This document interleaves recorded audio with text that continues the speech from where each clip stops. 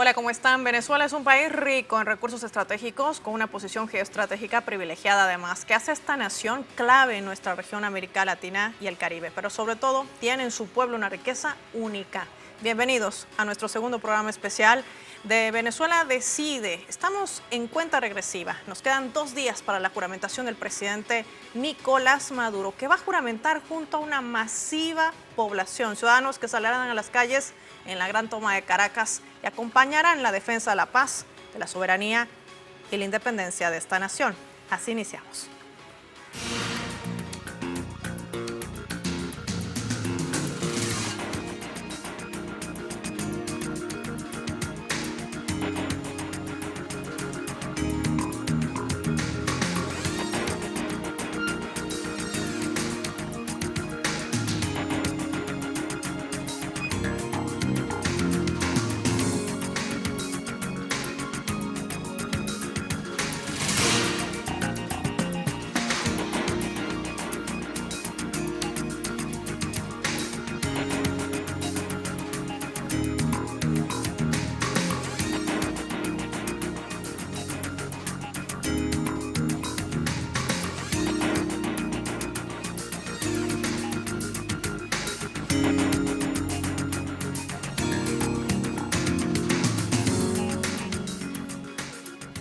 Nuestro pequeño abrebocas que resume un poco lo que ha sido esta jornada, y es que hoy los niños y adolescentes han retornado a clases, un día especial también para seguir poniéndole el hombro a esta nación suramericana. Las industrias trabajan, los centros comerciales abren sus puertas, todo el mundo hace su vida cotidiana en una nación que sigue siendo atacada, pero mediáticamente.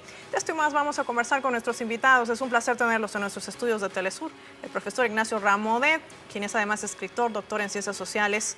Bienvenido, qué gusto tenerlo. Buenas noches, Paula. También quiero recibir a Paula Jiménez, ella es directora de Nodal Noticias de América Latina y el Caribe. Qué placer tenerte en nuestros estudios, Paula. Hola, Paola, qué gusto. Bueno, mucho que decir. Hay algo que caracteriza sin lugar a dudas a esta nación suramericana y que quizás muchos fuera de las latitudes no lo entienden cuando se escucha decir que están en perfecta unión cívico-militar. Hoy, por ejemplo, en una jornada intensa de actividades que desarrollaba el presidente Nicolás Maduro y también los miembros de su gabinete y la población civil que ha salido de manera voluntaria a las calles para hacer escuchar su voz ante ese cerco mediático que pesa sobre esta nación suramericana. Hay una defensa de la paz, una defensa de la soberanía y de la autodeterminación, que no es otra cosa que una representatividad de defender lo que uno quiere para el futuro. Y el presidente de Venezuela, hace instantes nada más, hacía un llamado al fascismo, les advertía que estaba dispuesto inclusive a dar su vida por defender esta revolución. Vamos a recordarlo. Aunque Dios me puso en este puesto y tengo sus bendiciones, estoy aquí como hombre humilde del pueblo, como hombre de a pie. Y así me asumo. Con humildad. Eso sí, fascistas, imperialistas, no se equivoquen conmigo. No se vuelvan a equivocar conmigo. No se equivoquen con el pueblo de Venezuela, que estamos resueltos y decididos a vencer, a preservar la paz, a preservar la independencia nacional, a defender los derechos del pueblo, con nuestra propia vida, si es necesario, entregarla. Porque viva la patria, porque crezca la patria. Y es que en las últimas horas el jefe de Estado venezolano detallaba que habían sido capturados 7 mercenarios. Este es un nuevo desmantelamiento de un plan de desestabilización en el país, entre ellos 2 ciudadanos estadounidenses. Solamente el día de hoy hemos capturado a esta hora 7 mercenarios extranjeros, incluyendo a 2 importantes mercenarios de Estados Unidos en Norteamérica. Están capturados. Los agarraron con los kilos, compadre. De altísimo nivel, como nunca antes se habían capturado en Venezuela. Están convictos y estoy seguro que en las próximas horas estarán confesos. Venían a desarrollar acciones terroristas contra la paz de Venezuela. 2 sicarios colombianos capturados en lugares distintos del país y 3 mercenarios que venían de Ucrania, de la guerra de Ucrania, a traer violencia al país. 7 mercenarios capturamos hoy. Y como decimos en Venezuela, no sé si tiene traducción, 7 mercenarios a esta hora. Y los operativos continúan y el rancho ardiendo, compadre. Vamos por todo, vamos por ello, porque Venezuela se respeta. Venezuela se respeta, una frase que además ha sido replicada por varios medios de comunicación. Ignacio Resmonet, Paula, ¿qué está enfrentando Venezuela? Bueno, está enfrentando lo que enfrenta desde hace 25 años. Una extrema derecha muy golpista, una extrema derecha muy violenta, una extrema derecha que nunca se ha resignado a perder las elecciones, nunca se ha resignado a la victoria chavista, nunca ha entendido lo que es la revolución bolivariana y por consiguiente una extrema derecha que en este momento amenaza con perturbar la paz de Venezuela en el momento de la juramentación del presidente Nicolás Maduro. Creo que has tocado un punto clave y me gustaría también afianzar en lo que representa Venezuela, no solamente para esta nación y su población, sino también para el resto de la región. Aquí está en juego una revolución, más que un solo proyecto político. ¿Cómo se entiende? ¿Cómo trasciende esto, Paula? Creo que es precisamente lo que les molesta, es precisamente lo que no toleran, porque lo que representa es la posibilidad de que Latinoamérica tenga un proceso emancipatorio, es la posibilidad de que se construya dentro de Latinoamérica un proyecto de integración como ya tuvimos en marcha. Venezuela viene a la vanguardia, Venezuela viene avanzando, viene sosteniendo este proceso y que se siga profundizando, se siga construyendo el socialismo, se siga construyendo comuna, se siga avanzando hacia la profundización de este proceso que se inició con Chávez, es lo que precisamente no toleran, es lo que les estorba, lo que les impide en este momento llevar adelante sus planes, que sabemos muy bien que vienen por los recursos naturales. Sabemos que Venezuela ocupa, como decías recién, Paola, una posición geopolítica fundamental, que tiene recursos naturales estratégicos. Y entonces, claro, eso es lo que no toleran y es lo que les molesta tanto, que haya una revolución en curso y que sea la vanguardia de un proceso que no es solamente venezolano, sino que es latinoamericano y también mundial.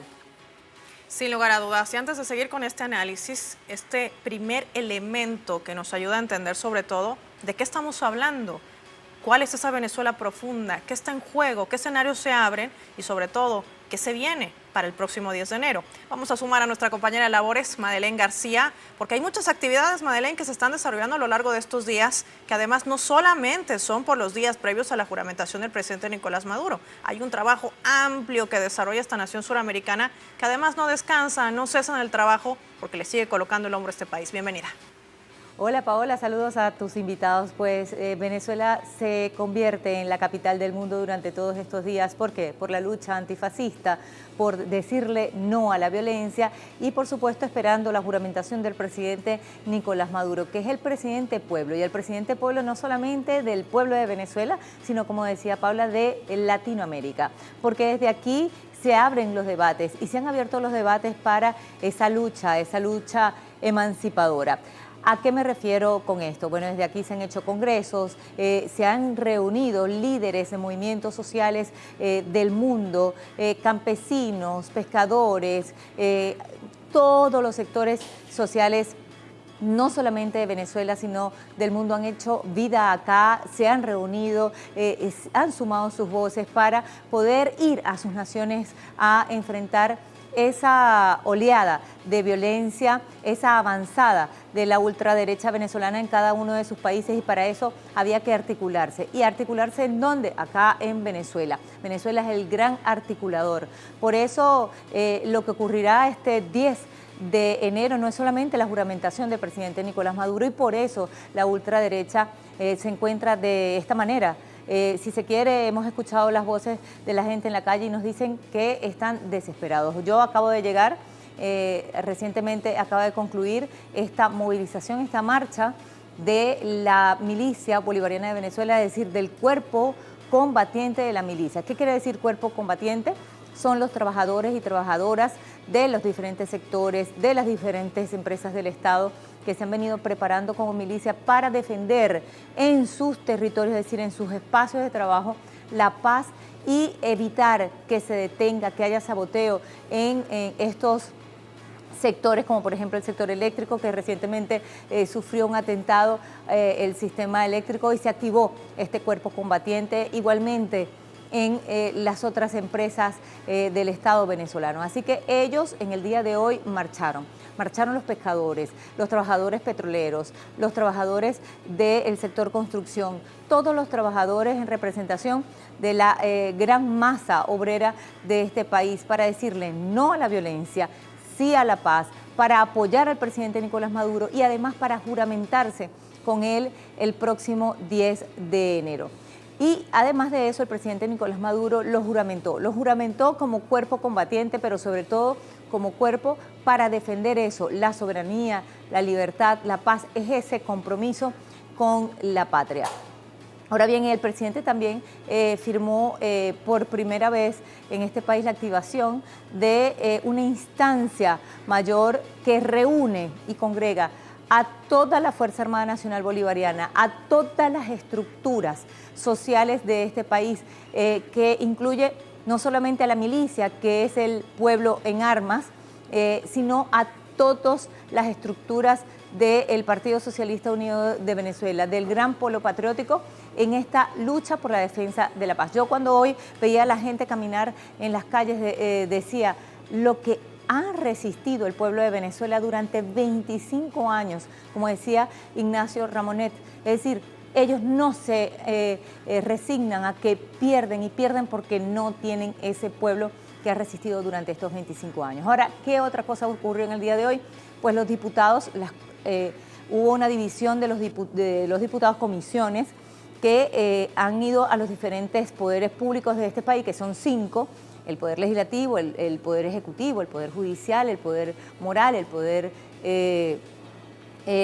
Moral, y de allí ellos han ido al Consejo Nacional Electoral, y uno de estas comisiones fue al Consejo Nacional Electoral, el Poder Electoral, para decirles y llevarles además que inició el año parlamentario, y con el año parlamentario, pues los días y la agenda para esta juramentación del presidente Nicolás Maduro el 10 de enero. Pero vamos a escuchar lo que dijo el presidente del Consejo Nacional Electoral, Elvis Amoroso.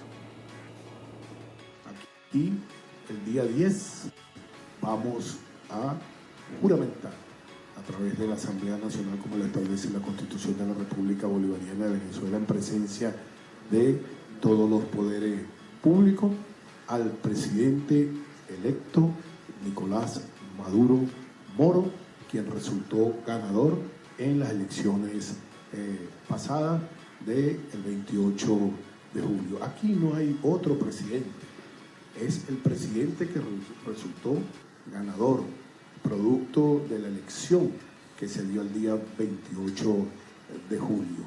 Y los resultados son los mismos que se dieron desde aquí, desde la sede del Consejo Nacional Electoral. Esta comisión estaba integrada también por diputados de oposición. Hay que decirlo que el Parlamento venezolano en esta oportunidad, a diferencia del año 2015, de la Asamblea Nacional de 2015, que fue mayoría opositora, en esta oportunidad es de mayoría de las fuerzas revolucionarias, pero también hay una fracción de la oposición que, aunque es minoría, podría decirse que hubo mayor representación, sus voces fueron escuchadas, hubo una convivencia en medio de las diferencias, y esta comisión que fue al Consejo Nacional Electoral estuvo integrada por estos diputados de la oposición democrática, de esa oposición que se alejó de estos caminos de golpes de Estado, de intentos de invasión, de intentos de magnicidio. Uno de ellos habló, vamos a escucharlo. Es inaceptable un gobierno interino, pasado o futuro, que pretenda deslegitimar las instituciones del Estado venezolano y se atribuya cualidades administrativas sobre los activos de la República en el extranjero.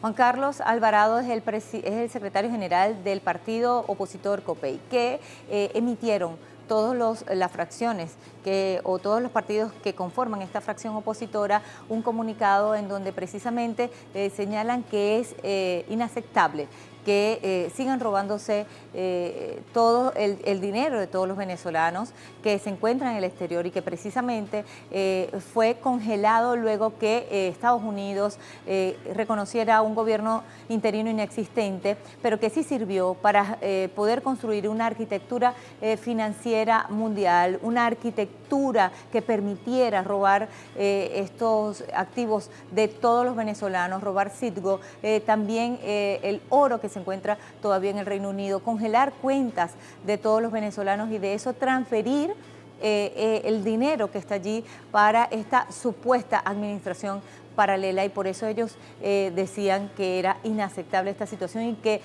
se trate de continuar con este show ahora con Edmundo González Urrutia, porque Estados Unidos, hay que decirlo, 10 años después todavía reconoce esa supuesta asamblea del 2015. Los que se dicen demócratas y han construido la narrativa que en Venezuela hay una supuesta dictadura, entonces son ellos los que quieren permanentemente, como si fueran diputados vitalicios, estar allí, pero solo porque eso es un gran negocio, así lo denuncia el gobierno de Venezuela y esta fracción de la oposición, es decir, a pesar de que tienen ideologías diferentes, se han sumado y han cerrado fila por el derecho a la estabilidad, a la paz y sobre todo a la democracia y a lo coherentemente democrático que es el respeto a las instituciones. Bueno, Paola, todos estos días van a haber actividades, congresos, movilizaciones y más movilizaciones hasta este 10 de enero, cuando el presidente se juramenta como el mandatario de este país para el periodo 2025-2031.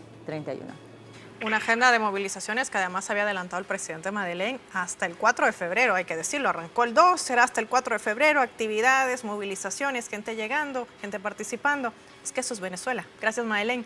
Y a propósito de una frase clave que hemos escuchado a lo largo de todos esta jornada y estos días, profesor Ramonet, Paula, es el hecho de un pueblo organizado, un pueblo articulado, una característica única que ha logrado solamente esta revolución en estos 25 años. ¿Qué representa esto? Bueno, lo que vimos esta tarde, por ejemplo, que Madeleine acaba de comentar, es muy representativo de lo que es la revolución bolivariana, ¿verdad? Primero, el discurso del presidente fue muy interesante desde el punto de vista político, fue muy estimulante y muy movilizador como discurso, pero en el fondo era también muy interesante porque además resulta por estos coincidencias extraordinarias que el presidente citó la orden o la ley mediante la cual Bolívar creó las primeras milicias en Perú, en particular para defender la independencia del Perú, que Bolívar había obtenido en particular con la batalla de Ayacucho, y esa ley se promulgó el 7 de enero de 1825, hace exactamente 2 siglos, día por día. Eso es bastante extraordinario. Por consiguiente, y el presidente dijo, esa ley está vigente. O sea que las milicias que estaban delante de él estaban constituidas en función de aquella ley que dio Bolívar y que seguía viva. Entonces, es una idea de que la revolución bolivariana sí que es la continuidad de la palabra de Bolívar, del proyecto de Bolívar. Y por otra parte, ¿qué tenía el presidente ante él? Tenía, lo ha dicho Madeleine, el pueblo en armas. Todas las personas que estaban ahí con uniforme eran trabajadores de fábricas, trabajadores de administraciones, trabajadores del campo, trabajadores del mar, todos con uniforme y todos con armas. Es el pueblo en armas, dispuesto a defender que la legalidad finalmente democrática, ni siquiera revolucionaria, la legalidad democrática, que ha habido elecciones el 28 de julio, ha habido un resultado confirmado por todas las autoridades legales y legítimas del país, como lo acaba de decir el presidente Elvis Amoroso del Consejo Nacional Electoral, y por consiguiente eso es lo que algunos, en una parte de la oposición, porque es verdad también lo que ha dicho Madeleine, que aquí hay una oposición digamos, es leal a la Constitución y que también presentó candidatos. Recordemos que el 28 de julio, digo para aquellos que nos vean desde el extranjero y que hayan olvidado, había 10 candidatos. No había solo 2 candidatos, había 10 candidatos. Y por consiguiente había una variedad de posibilidades y de familias políticas donde se podía elegir. Muchos de esos candidatos que efectivamente no ganaron están representados en la Asamblea Nacional. Uno de ellos, el perdedor Edmundo González, es el único que no acepta el resultado. Entonces, todo lo que hemos visto, en particular hoy, además hoy era el regreso a las salas de clase de los niños después de las vacaciones de Navidad, y se ha pasado, esto ha sido algo completamente normal, dentro de una actividad política tan intensa como la que estamos viendo, ¿verdad? Con tantos desfiles, tantas adhesiones, tantos movimientos populares que defienden la revolución. Por otra parte, las familias hoy han llevado a los niños a clase y esto ha pasado de manera totalmente normal. Paula, y esto además marca el hecho de que Venezuela, pese al asedio mediático, sistemático, político, económico, que podemos ir sumando quizás con una lista muy amplia y larga, cumple a cabalidad todos los pasos institucionales. El CNE, el Tribunal Supremo de Justicia, la Asamblea Nacional, que ya tiene una directiva juramentada, que será la encargada de juramentar al presidente para un nuevo periodo constitucional a través de unas elecciones del 28 de julio. Pese a eso la atacan. ¿Cómo entender esa contradicción, sobre todo de quiénes provienen estos ataques, cuando estamos viendo panoramas muy cercanos en nuestra región de América Latina, que se respeta la Constitución, que se doblega la misma subordinada a intereses de hegemonías como por ejemplo Estados Unidos, casos cercanos la Argentina, casos cercanos Ecuador, casos cercanos inclusive el Perú, que modifican sus propias constituciones para permitir que inclusive se apuesten bases militares extranjeras y ejércitos militares para que puedan tener carta blanca, desplegarse en esos territorios y operar bajo la impunidad? Yo creo que hay algo que no les importa a los sectores vinculados al imperialismo, que tiene que ver que la democracia para ellos es un elemento más de la guerra multidimensional. Hablamos de los múltiples ataques que ha venido recibiendo Venezuela a lo largo de los años, ataques desde medidas coercitivas unilaterales, ataques mediáticos, el intento de magnicidio de Nicolás Maduro. ¿Qué puede significarles para ellos la democracia si hasta hace poquito ni siquiera se presentaban elecciones? Ahora se presentan con primero una candidata inhabilitada por ladrona, como fue todo el caso, si recordamos lo que pasó en 2019 con Juan Guaidó, el autoproclamado, ¿no? Yo estaba haciendo estos días memoria de lo que fue la proclamación de Nicolás Maduro en 2019, que vino de la mano de la autoproclamación de Juan Guaidó y una seguidilla de ataques a la democracia, de desconocimiento de esos resultados electorales y de esa proclamación de Nicolás Maduro como presidente, que no solo tuvo la autoproclamación de Guaidó, sino que recordemos que vino lo que fue la batalla de tienditas, ese intento de ingreso de ayuda humanitaria, ese papelón, ese recital lleno de cantantes de reggaetón que no pudieron hacer pasar la ayuda humanitaria, el sabotaje eléctrico que hubo. Que no era además ayuda humanitaria, por cierto. Que además no era ayuda humanitaria, era un intento de injerencia extranjera absoluta. El sabotaje eléctrico, el intento de golpe del 30 de abril, una seguidilla de actos que lo que hacen es burlarse completamente de la democracia. Estamos viendo nuevamente el accionar de estos actores, tanto internacionales como locales, que lo que tienen son intereses económicos, intereses corporativos, pero que en Venezuela se encuentran con algo que en otros países de Latinoamérica quizá nos quedó como tarea pendiente, es la construcción del poder popular. Esto que decía Ignacio, de el pueblo en armas, la unión cívico-militar. ¿Cuántas elecciones más hacen falta en Venezuela para demostrar que aquí hay una democracia popular, participativa y protagónica, ¿no? Entonces, evidentemente, la democracia es algo que a ellos no les interesa, que la van a seguir manipulando, que van a seguir haciendo uso de acuerdo a las circunstancias, como vemos lo que pasa en Argentina. Se gana por la vía electoral y, sin embargo, a pesar de estar actuando con toda la institucionalidad y la legalidad, lo que están haciendo es avasallar los derechos de los trabajadores y las trabajadoras en nuestro país. Entonces, creo que es parte de esta guerra multidimensional que está viviendo Venezuela, por la que está siendo asediada hace años, y es uno más de los elementos a los cuales evidentemente tiene que contraponerse siempre el poder popular, que es lo que hace que siempre venga la victoria, ¿no? Que por lo menos hasta ahora hemos visto siempre la victoria popular en las calles, siempre acompañando a Nicolás Maduro y reconociendo la verdadera institucionalidad y la verdadera democracia, admirable democracia que ha sabido construir este país. Y para quienes se preguntan qué tanto permea ese discurso y narrativa de miedo que se teje a través de plataformas digitales, con estas redes sociales y apps que ya circulan en todo el planeta, videos de TikTok, Instagram, Facebook. ¿Usted quiere saber cómo esto repercute en Venezuela? Vamos a marcar una pausa y le voy a mostrar esta es la realidad de Venezuela, con absoluta normalidad. La gente hace su vida cotidiana, acude a movilizaciones, defiende la soberanía, está preparada para hacer respetar lo que ha decidido el pasado 28 de julio. Venezuela quiere paz y esta es la Venezuela profunda. Ya volvemos.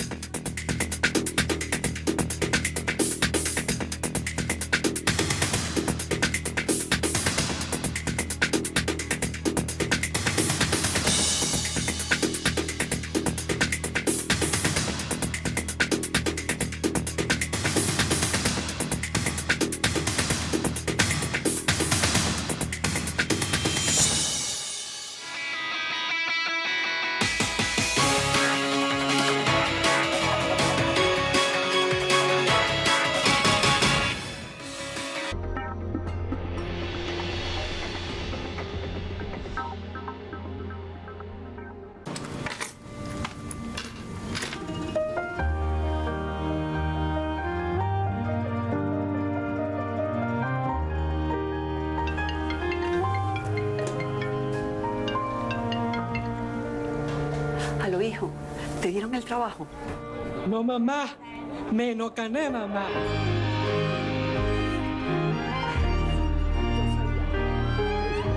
La vida te llama. Movistar. Comienza un año de nuevos retos. Y reafirmamos nuestro compromiso con el mundo al informar la verdad que otros ocultan. Ponemos la noticia al alcance de tu mano desde nuestra multiplataforma y en diferentes formatos. Somos la voz de los que luchan con firmeza. Cruzan fronteras y conectan con cada rincón del planeta. En el 2025 seguimos siendo la ventana de América Latina, el Caribe y el mundo. Entregando una perspectiva profunda de los acontecimientos globales. Telesur. Siempre da más. El 10 de enero es el resultado de todo lo que hemos logrado. Ganamos porque nos unimos y convertimos nuestros retos en nuestra fuerza. Cada voto, cada voz, cada acción es parte de esta victoria. Nuestras luchas pasadas, nuestros sueños compartidos, esos desafíos que hemos enfrentado. Ganamos porque la alegría siempre vencerá a la amargura. Yo juro con Maduro por el futuro.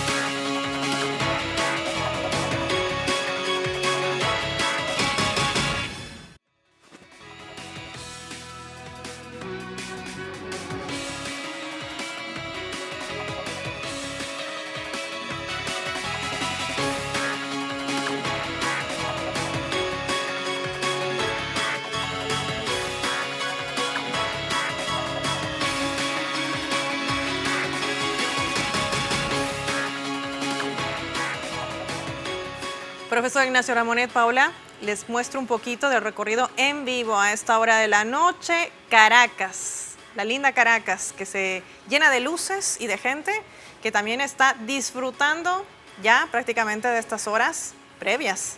¿Qué nos dice, profesor?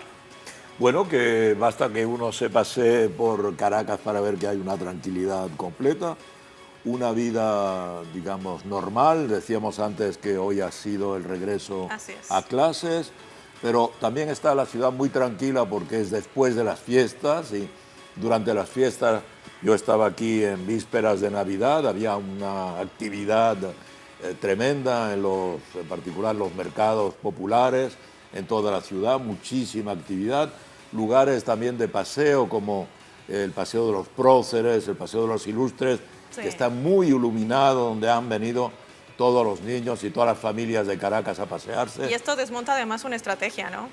Sí, claro, evidentemente. La idea también es que todas las personas con un poco de honestidad pueden ver que es una ciudad que no está en vísperas de aventuras de cualquier tipo, sino que aquí la población mayoritaria evidentemente no se ha prestado a lo que ocurrió el 29 y el 30 de julio pasado, cuando una serie de grupos quisieron relanzar aquellas nefastas guarimbas de los años 2017, 2018. Entonces, esta ciudad en paz, porque la palabra que más se repite aquí, quizá hay que entenderlo, y que repite el presidente Maduro, es paz. Esta mañana también hubo una muy buena intervención pública del ministro del Interior y de Justicia, el compañero comandante capitán Diosdado Cabello. Y la palabra que más repite es paz. Todo el mundo repite paz. La vicepresidenta Delcy Rodríguez, cuando habla de paz. El presidente de la Asamblea Nacional habla de paz. ¿Qué es lo que quiere la población venezolana? Quiere paz. La ciudadanía quiere paz y no aventuras, ¿verdad? Las elecciones han tenido lugar hace ya 6 meses. El resultado ha sido muy claro y la toma de posesión del presidente Maduro se va a realizar con tranquilidad. El que rompa esa tranquilidad asumirá las consecuencias, como lo han dicho las autoridades aquí. Claro, que además está estipulado en cualquier constitución y código penal o código de procedimiento penal de cualquier parte del mundo, no solamente en Venezuela.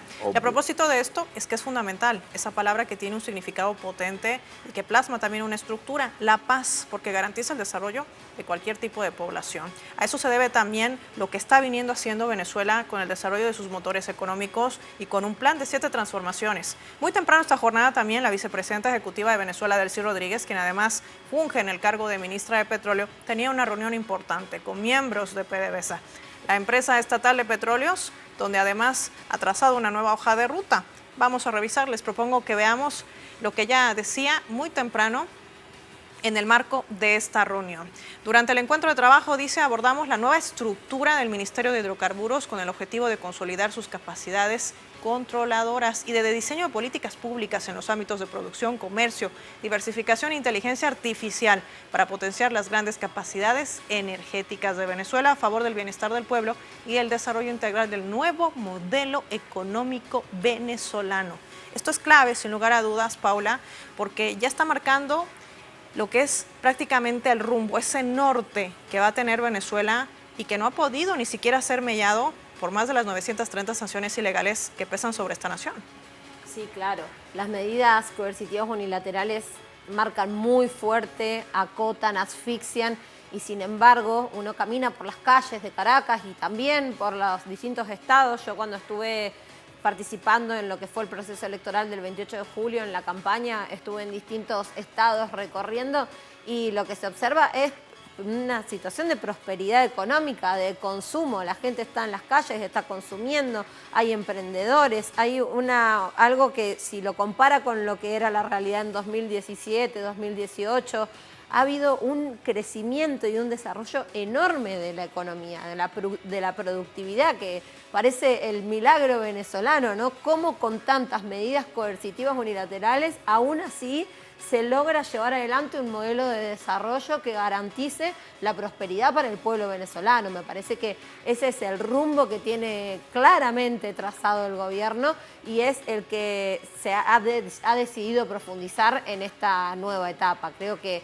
la reactivación tanto de la industria hidrocarburífera, que sabemos que es un país dependiente prácticamente de la renta petrolera, pero también cómo la crisis hizo crecer en materia de, por ejemplo, producción alimentaria, el autoabastecimiento, haber conseguido el autoabastecimiento alimentario y la cantidad de movimiento económico que se ha desarrollado es el camino para poder seguir sosteniendo esa garantía para el pueblo venezolano, la garantía de paz y la garantía de que, a pesar de las medidas coercitivas unilaterales que pretenden asfixiar al pueblo, el pueblo vive en paz y está teniendo cada vez una mejor situación de vida, una posibilidad de vida cada vez mejor. Y eso se nota en la calle, se nota y se percibe en el día a día. Sí, nosotros, por ejemplo, como Telesur, como multiplataforma, tenemos también un podcast. El día lunes estuvo de invitado el profesor Ignacio Ramonet junto a Marcela Heredia y Miguel Pérez Pirela, donde además abordaban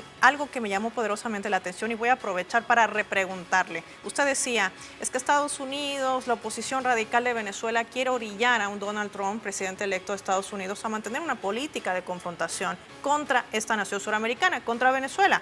Hoy habló Donald Trump, extenso, de muchos temas, pero no dedicó ni una sola palabra a Venezuela. Está más preocupado por cambiarle el nombre al Golfo de México, está más preocupado por comprar Groenlandia, por ejemplo.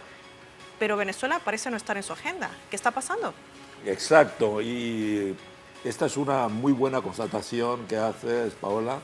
La otra es que precisamente el candidato derrotado, que ha hecho una gira por América Latina, ha pasado por Argentina y después por Uruguay, Uruguay donde no fue recibido por el candidato vencedor de las elecciones que va a gobernar Uruguay solo con el presidente saliente, y estaba en Estados Unidos ayer en particular, donde también lo recibió el presidente saliente. Lo recibió muy poco tiempo, según nuestras informaciones, apenas 15 minutos. Digamos, esta recepción, este encuentro no estaba ni siquiera inscrito en la agenda del presidente Biden y evidentemente el objetivo de Edmundo González era encontrarse con Trump o encontrarse con el equipo de Trump. Y aparte, un personaje relativamente secundario del entorno de Trump, nadie lo ha recibido, ni siquiera Marco Rubio, que esa es la gran información ausente, digamos, en hueco. La información importante es que Marco Rubio, el peor halcón anti-Venezuela y anti-Cuba de toda la nueva administración Trump que llega el próximo 20 de enero, no recibió a Edmundo González. En cambio, precisamente, y Edmundo González ha salido de Estados Unidos y finalmente no se encontró con Trump. Y hoy Trump ha dado una conferencia de prensa importante, larga, de más de una hora, donde ha evocado muchos temas, pero sobre todo ha hablado de lo que parece ser ahora sus tres obsesiones, que es comprar Groenlandia. Hoy ha dicho algo más, Paola, ha dicho que está dispuesto a utilizar la fuerza. Bueno, la pregunta se la hicieron, ¿está dispuesta? Y él dice, no.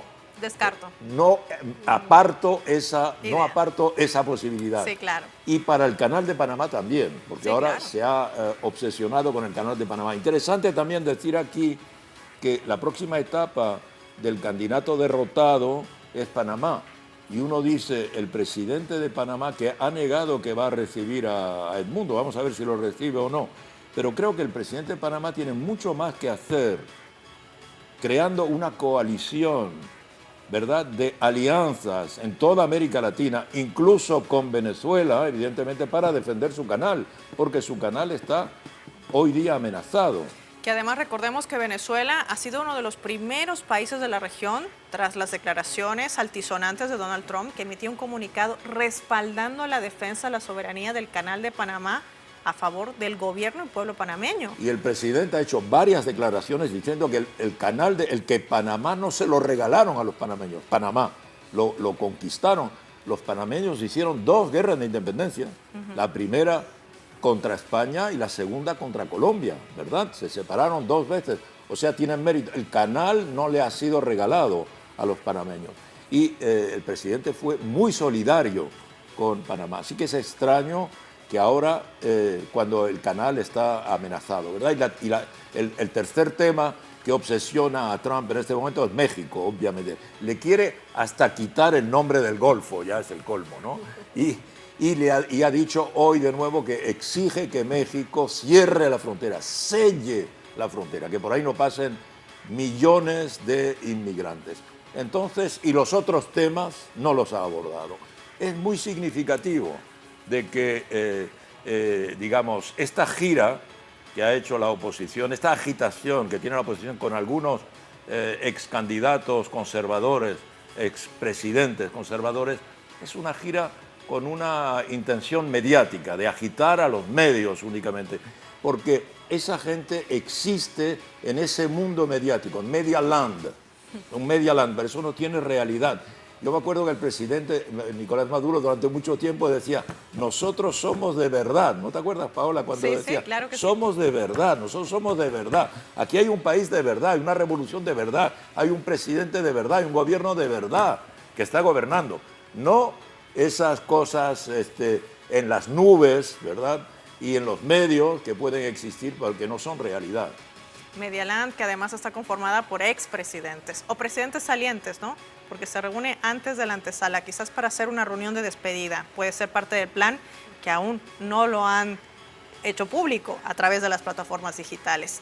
Todo este camino, Paula, profesor Ramonet, está marcando a lo que Venezuela se proyecta en el futuro. Hay una agenda 2025-2031 que ya está bien enmarcada, que tiene un proyecto de las 7 transformaciones con los 18 motores económicos que va a seguir su curso. ¿Qué esperar de esta Venezuela? El presidente además ha dicho, yo tuve la suerte de hacerle una entrevista para el 1 de enero, y el presidente, no sé si te acuerdas, no sé si te acuerdas, Paula, tú también, tenía un documento en la mano y dijo, además de los 18 motores y de las 7 transformaciones, que son evidentemente, digamos, el camino, la vía, el programa, dijo, aquí tengo muchos elementos que van a definir el programa de lo que vamos a hacer en estos próximos 6 años. O sea que evidentemente no se trata de un presidente o de un gobierno, de una revolución que está improvisando. Y si estuviera improvisando, no tendríamos el éxito que citaba Paula hace un momentito, el éxito económico, en las circunstancias tan difíciles de Venezuela. Hay que recordar que Venezuela es el país más sancionado del mundo. No hay en ningún lugar del mundo, Dios sabe si Cuba es un país sancionado. Pero ni Rusia, ni Rusia. Ni Rusia. Cuba está sancionada hace más de 60 años, pero solo Estados Unidos la sanciona, mientras que Venezuela está sancionada por la Unión Europea y por los Estados Unidos, que evidentemente son, digamos, dos mastodontes que tienen argumentos para hacer sufrir al pueblo venezolano. Sin lugar a dudas. Ustedes quieren saber, pero ¿cuántas sanciones pesan sobre Venezuela? ¿Cómo ha impactado estas sanciones dentro de su población? ¿Y cómo esta población ha ejercido esta resiliencia y resistencia para afrontar justamente esta política de confrontación que mantiene Estados Unidos y sus aliados? Vean esto. Son más de 960 medidas coercitivas unilaterales impuestas contra el pueblo de Venezuela, específicamente contra personas, organismos, empresas públicas y privadas relacionadas con el país. Estas acciones ejecutadas por Washington y sus aliados se traducen en violaciones al derecho público internacional y de los derechos del pueblo, ya que el principal propósito de estas medidas es asfixiar a la economía y debilitar el sistema político de la nación. De acuerdo a la vicepresidenta ejecutiva de Venezuela, Delcy Rodríguez, el despojo de los activos nacionales generó en los últimos 5 años una pérdida de $642 mil millones del Producto Interno Bruto. Asimismo, alegó que el bloqueo ilegal de Washington constituye un crimen internacional de lesa humanidad, afectando en gran proporción la calidad de vida de la población. Son más de 37 mil medidas coercitivas unilaterales impuestas contra 30 países por parte de Estados Unidos y sus aliados. De ellos, el 91% son productores de energía. Esto evidencia el enfoque de la Casa Blanca en los países con las mayores reservas energéticas del planeta, en busca de mantener su ya debilitada hegemonía. Algunos veían imágenes también en redes sociales de esas fotos que en algún momento también se hicieron virales, ¿no? en otras medidas también. Habían algunas plataformas como Facebook en ese momento. María Corina Machado sentada al lado de Bill Clinton, Juan Guaidó al lado de Donald Trump. Hoy, Edmundo González al lado de un Joe Biden que ya se va a su casa. ¿Qué ha cambiado? ¿Qué va a cambiar para Venezuela? Yo no creo que eso tenga ninguna influencia, porque, como lo decíamos antes, el objetivo de Biden y de su equipo es el de sabotear en la medida de lo posible todo lo que pueda hacer Trump, todo lo que quisiera hacer Trump. Lo que están haciendo, por ejemplo, este equipo está saboteándole los proyectos que ha podido anunciar ya Trump con respecto a Ucrania, con respecto al Oriente Próximo, con respecto, por ejemplo, a la explotación petrolera. No siempre el equipo de Biden está equivocado, ¿verdad? Por ejemplo, cuando defiende que no haya explotación petrolera en alta mar, ¿verdad? Pero, en todo caso, todo lo que hace Biden y Blinken, que es el secretario de Estado, es, en la medida de lo posible, dejárselo muy difícil a Trump. Dejárselo muy difícil a Trump. Entonces, cuando reciben a Edmundo, cuando reconocen a Edmundo, lo que están diciéndole a Trump es efectivamente, nosotros hacemos esto, ahora tú no puedes hacer menos. Pero Trump no ha adoptado esa vía, porque Trump ha nombrado a un diplomático especial, con misión especial, ¿verdad? Enviado especial para misiones difíciles, así se llama, que se va a ocupar de Venezuela. Y por consiguiente podemos suponer que Trump y su equipo quieren establecer una relación de negociación con Venezuela. ¿Por qué? Porque lo que está haciendo Biden ya se hizo, y lo hizo el propio Trump con Guaidó, y no funcionó. Entonces ellos saben muy bien que esa vía, la vía de un Guaidó número 2, menos representativo incluso que Guaidó, porque sabemos todos que Edmundo es la marioneta de María Corina Machado. Entonces, por consiguiente, cuando se habla con Edmundo, no se sabe muy bien con quién se habla. Es una falsa relación, ¿verdad? Entonces, esto no va a llevar a ninguna parte. Yo creo que ha sido un fracaso la misión de Edmundo González con su equipo en Washington. Y yo mismo publiqué ayer unas notas humorísticas basado en la fotografía de Edmundo González y su equipo cuando salen del salón en el que se reunieron con Biden. Con la cara larga. Tienen unas caras absolutamente como si hubieran visto el diablo, tremendamente decepcionados. Y yo digo, bueno, quizá es que Biden lo confundió, quizá es que Biden le dijo, señor Caldera, ¿cómo está usted?, etcétera. Y que Edmundo González dijo, ni siquiera conoce mi nombre, ni sabe cómo me llamo. Cosa muy posible, ¿verdad? O quizá Biden le dio un consejo y le dijo, mire, lo mejor que puede usted hacer, porque Maduro es bien difícil, reconozca que usted perdió y retírese tranquilamente, ¿verdad? Porque la cara de Edmundo y sobre todo la de sus colaboradores son caras aterradas, están aterrados. No es la salida de una reunión donde han conseguido algo. En esa reunión no consiguieron nada. Ellos mismos firman la derrota. Sí, y esto abre también un debate interesante, ¿no? El manejo de las redes sociales. ¿Qué crees? ¿Qué no crees que es cierto? Y que puede simplemente generar sensación de que está ocurriendo algo cuando en realidad no está pasando absolutamente nada. Justamente iba a eso en relación a que creo que esta gira tiene que ver con el armado de una pantomima en búsqueda de legitimidad. Ellos saben que en la comunidad internacional es en el único lugar donde pueden construir la legitimidad para sostener esta idea de que ganaron las elecciones, de que hubo fraude. Entonces encontraron con el payaso de Milei y con una cantidad de venezolanos y venezolanas que estuvieron ahí en la Casa Rosada movilizándose, el lugar donde pudieron hacer el espectáculo quizá más llamativo, pero después del resto fue todo un fracaso que me parece que nos anticipa o nos da cuenta o nos permite poder prever que lo que se viene para el 10 de enero aquí, sobre todo aquí en Venezuela, va a ser otra derrota que se superpone con lo que fue el 28 de julio.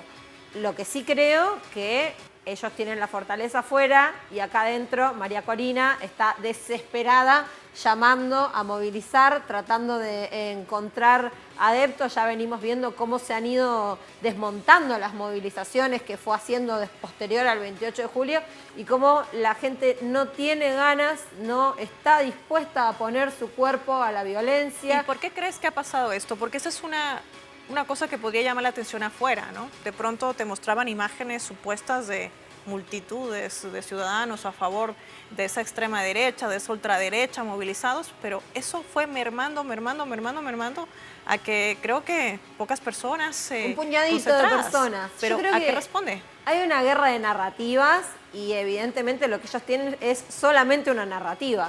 El poder real, el poder de convocatoria, el poder de calle, los votos aquí en Venezuela no los tienen. El apoyo de la gente no lo tienen. Eso no significa que haya una porción que los votó, que quiere un cambio porque estamos en un país en democracia y que haya apoyado.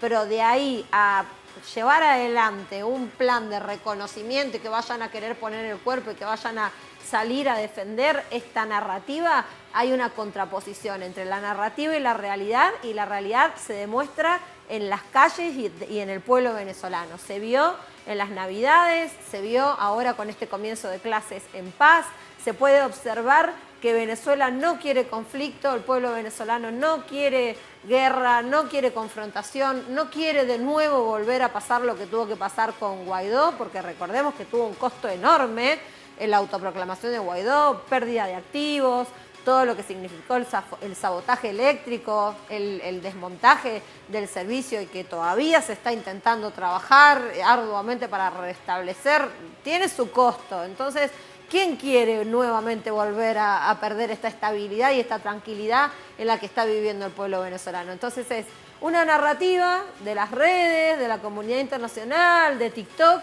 versus la realidad concreta, material y real, que es la que vive el pueblo venezolano todos los días, haya votado a quien haya votado. Me parece que esa es lo que se confronta realmente en este momento y el pueblo venezolano lo tiene muy claro en ese sentido. Cuando regresemos de la pausa, vamos a analizar a profundidad quiénes realmente respaldan internacionalmente esta extrema derecha en Venezuela. De esto y más hablaremos al volver con nuestros invitados. Les compartimos lo que realmente siente el pueblo venezolano. Ya volvemos. En nuestro soberbio río Orinoco. ¿Y qué estamos haciendo? Apure, Amazonas y Bolívar. Un chalanazo y un bombonazo. Nuestro pueblo marchando en el Orinoco para decirle a Venezuela y al mundo que esta frontera es una frontera de paz y que el 10 en Venezuela se juramenta, Nicolás. Aquí estamos, donde se abraza el Meta con el Orinoco. Tres estados hermanos, Bolívar, Amazonas y Apure. Bueno, nosotros somos garantes de la paz, amantes de la paz. Y hoy aquí estamos defendiendo la paz y la democracia. Y nosotros el 10, todo este pueblo, Amazonas, Apure, Bolívar, y el pueblo de Venezuela entero nos vamos a juramentar junto con el presidente Nicolás Maduro, porque es una decisión del pueblo. Democracia y paz. ¡Que viva el presidente Maduro! ¡Que viva Apure! ¡Que viva Bolívar! ¡Que viva Venezuela!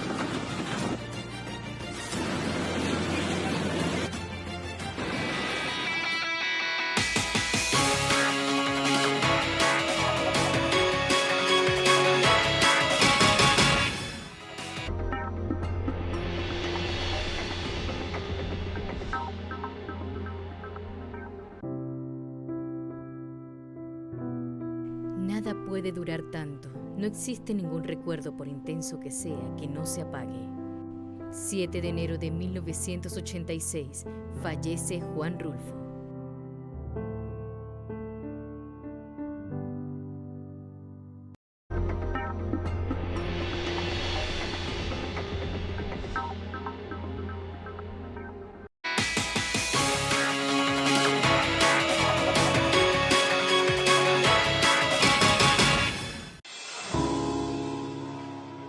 Mi nombre es Ayaris Rojas, estamos en la parroquia Antímano, parroquia combativa.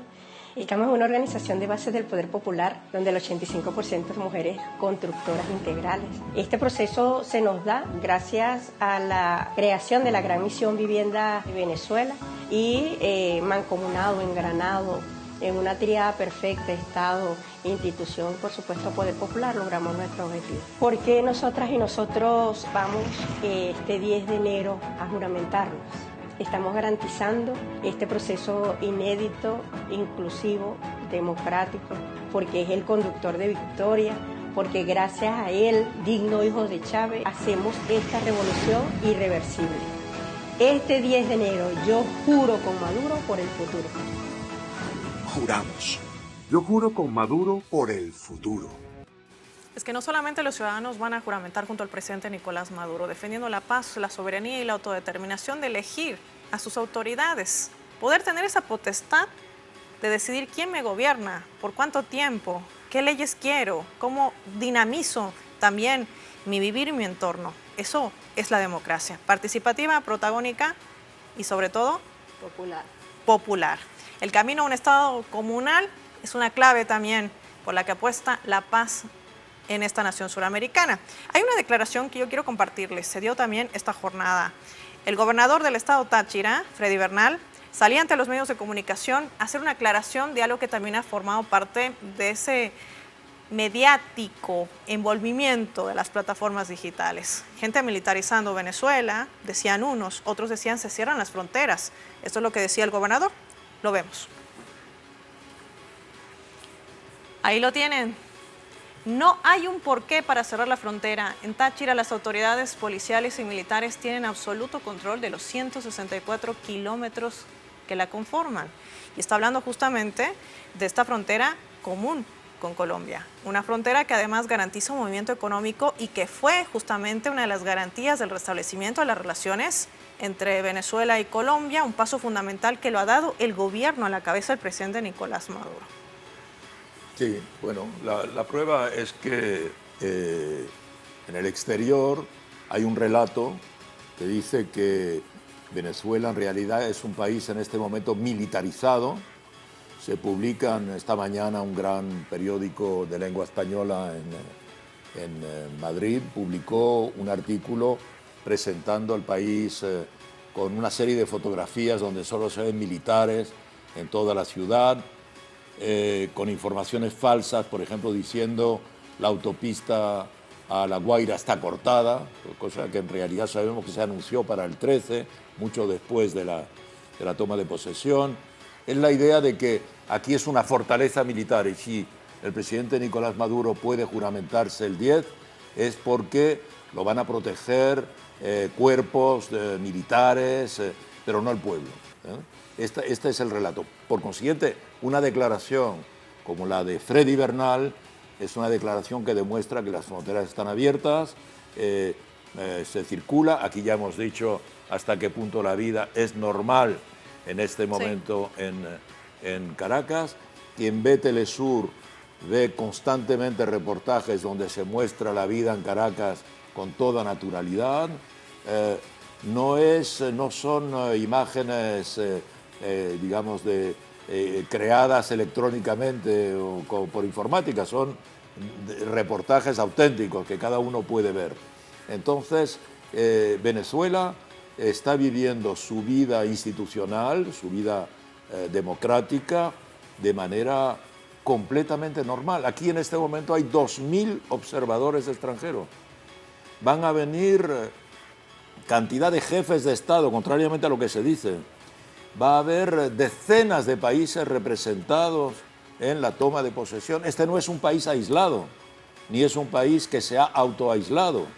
Este es un país que ha sabido imponerse a estas crueles, criminales medidas coercitivas, unilaterales, multiplicando las relaciones con los países a través del mundo y con países que son muy importantes, obviamente, potencias mundiales del nuevo, del nuevo mundo, lo que se llama el sur global, ¿verdad? Correcto. Que están en los BRICS. El presidente estuvo en la cumbre de los BRICS en Kazán, teniendo relaciones muy intensas con China, con la India, con Rusia, con Turquía, con Irán, con Arabia Saudita, etc. etcétera, muchos países ahí representados.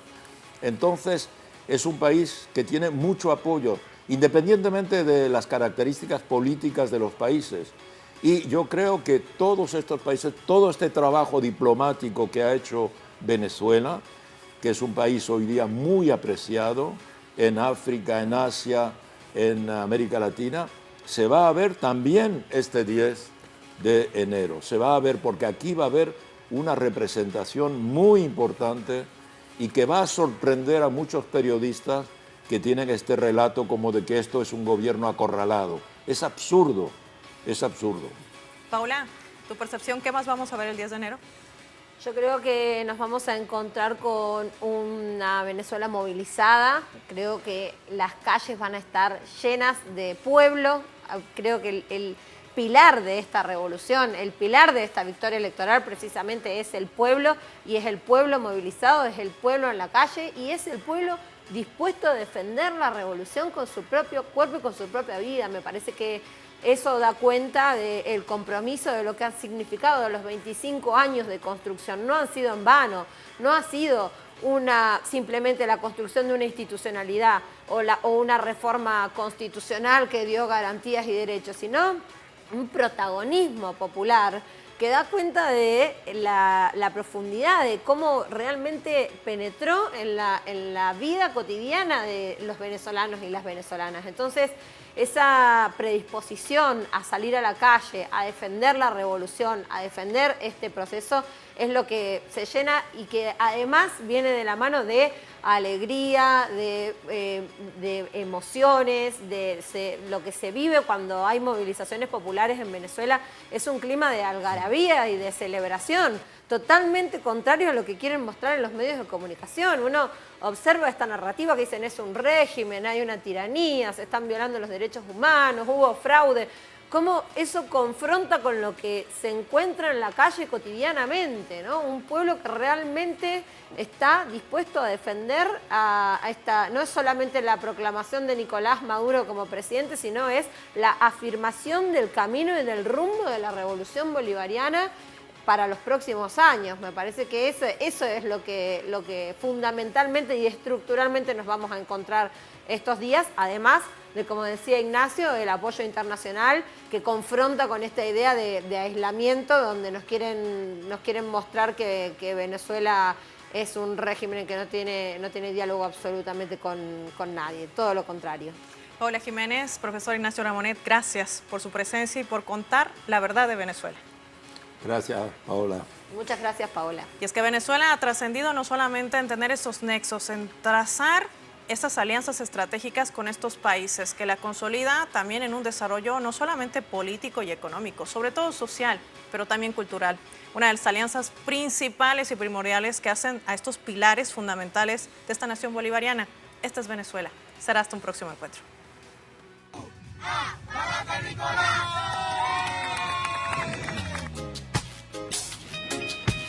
¡Hey! ¡Venezuela! ¡Nos fuimos arriba! ¡Esta es mi patria querida! 2, 1, brinca. Revolución con Nicolás. Revolución con Nicolás. El pueblo unido está en la lucha. Con Nicolás hacemos historia. El pueblo unido está en la lucha. Vamos para adelante con Nicolás. Hacemos historia, el pueblo unido está en la lucha, vamos pa'lante con Nicolás. Pa'lante Nicolás. Yo juro con Maduro, presidente de la